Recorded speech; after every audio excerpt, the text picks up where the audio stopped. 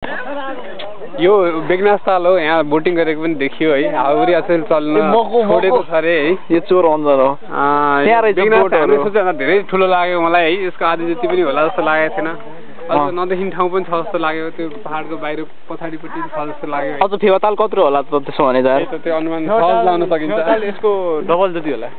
double जति हो double त छ होला है डबल छ होला नि फेवाताल पछाडिको हुस्सुलाएर केही देख्दैन रहेछ नि त रमाइलो यार बेगनास ताल यही हो बेगनास ताल फेवाताल चाहिँ 200 मिटर गहिरो छ भने यो त कति होला केडा बोटिङ पनि गर्ने हो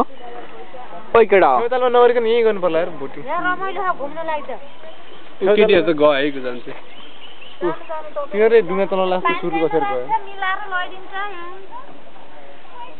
कति लिन्छ 5 के एउटा उसमा कति लिन्छ 5 जना राख्छ के अरे कति लिन्छ 5 जना राख्छ 1 घण्टा घुम्ने 150 लिन्छ 1 घण्टा घुम्ने 150 आधी घण्टामा कहाँसम्म पुरा ल्याउँछ हामी आधी घण्टा भन्दा बढी बस्नु सबै देखिरहन्छ आधा घण्टा गरे हुन्छ नि त के बस्नु अनि के हेर्नु 1 घण्टा गरौँ मसँग पुरा आधा घण्टा गरे आधा घण्टा नि पाइन्छ यहाँ अडि खेल्नु पर्ने आधा घण्टा